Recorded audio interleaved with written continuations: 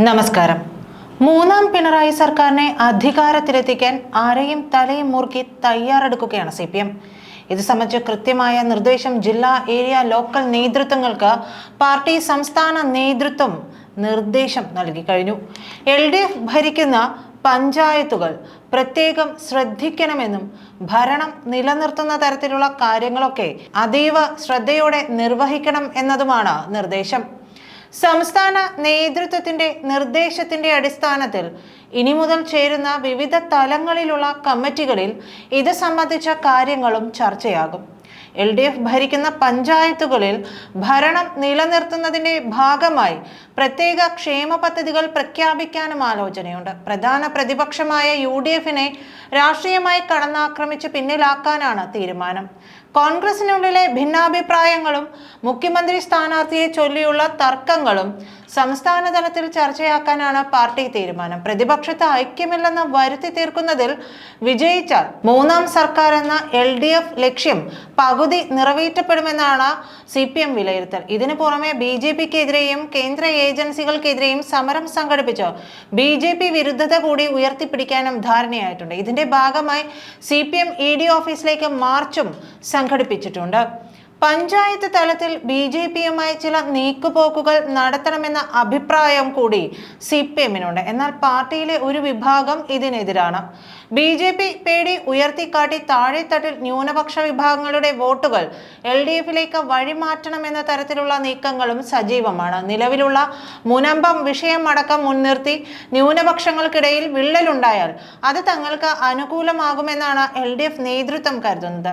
ക്രൈസ്തവ മുസ്ലിം ഭിന്നിപ്പ് പരമാവധി മുതലാക്കാമെന്നും CPM കരുതുന്നു. കോൺഗ്രസ് UDF കക്ഷികൾ വിജയിക്കാനിടയുള്ള സ്ഥലങ്ങളിൽ രണ്ടാം സ്ഥാനത്തുള്ള കക്ഷിക്ക് വോട്ട് ചെയ്യാമെന്ന തരത്തിലാണ് പഞ്ചായത്ത് തലത്തിൽ CPM BJP ഡീലുണ്ടാക്കുന്നതെന്നാണ് UDF കേന്ദ്രങ്ങൾ ആരോപിക്കുന്നത്. തദ്ദേശ തിരഞ്ഞെടുപ്പിലെ വിജയം ഏറെ മുഖ്യമായതിനാൽ തന്നെ അവിടെ കൂടുതൽ ജില്ലാ പഞ്ചായത്തുകൾ അടക്കം കൈപ്പിടിയിലാക്കാനാണ് CPM നീക്കം.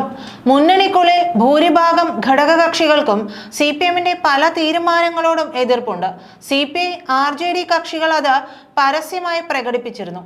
ഇത്തരം എതിർപ്പുകൾ നീക്കാൻ ഉഭയകക്ഷി ചർച്ചകൾ നടത്താനും CPM ഒരുങ്ങുകയാണ്.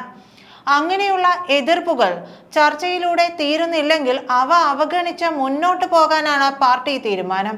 പിണറായി മത്സരിക്കാത്ത സാഹചര്യമുണ്ടായാൽ മാധ്യമങ്ങൾ കെട്ടിപ്പൊക്കുന്ന സർക്കാർ വിരുദ്ധ വികാരമെന്ന പ്രചരണത്തിന്റെ മുനയൊടിക്കാൻ ശേഷിയുള്ള നേതാവിനെയാകും അത്തരമൊരു സാഹചര്യത്തിൽ CPM മുന്നോട്ട് വയ്ക്കുക. അവിടെയാണ് KK ശൈലജയുടെയും K രാധാകൃഷ്ണന്റെയും P രാജീവിന്റെയും പേരുകളൊക്കെ പ്രസക്തമാക്കുക. KK ശൈലജയാണ് CPM ഉയർത്തി കാണിക്കുന്നതെങ്കിൽ കേരളത്തിലെ ആദ്യ വനിതാ മുഖ്യമന്ത്രി എന്ന പ്രചരണമാണ് CPM അഴിച്ചുവിടുക. സംസ്ഥാന സെക്രട്ടേറിയറ്റിലും ഇത്തവണ KK ശൈലജയെ CPM ഉൾപ്പെടുത്തിയിട്ടുണ്ട്. K രാധാകൃഷ്ണനാണെങ്കിൽ ആദ്യ ദളിത് മുഖ്യമന്ത്രി എന്ന പ്രചരണത്തിനും സാധ്യതയുണ്ട്. നിലവിൽ ആലത്തൂരിൽ നിന്നും ലോക്സഭയിലേക്ക് മത്സരിച്ച് വിജയിച്ച രാധാകൃഷ്ണന്റെ നറുക്ക് വീണാൽ MP സ്ഥാനം രാജിവെക്കേണ്ടതായും വരും.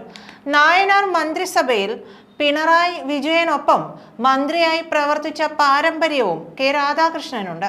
ഇവരിൽ രണ്ടുപേരിൽ ആരായാലും ഇത്തരം നീക്കത്തെ പ്രതിരോധിക്കാൻ പ്രതിപക്ഷം ശരിക്കും ബുദ്ധിമുട്ടും. കാരണം ആദ്യ വനിതാ മുഖ്യമന്ത്രി എന്ന പ്രചരണമായാലും ആദ്യ ദളിത് മുഖ്യമന്ത്രി എന്ന പ്രചരണമായാലും അത് നിഷ്പക്ഷ വോട്ടുകളെ സ്വാധീനിക്കുമെന്ന് മാത്രമല്ല UDF-ന്റെയും BJP-യുടെയും വോട്ട് ബാങ്കുകളിൽ വിള്ളലുണ്ടാക്കുകയും ചെയ്യും.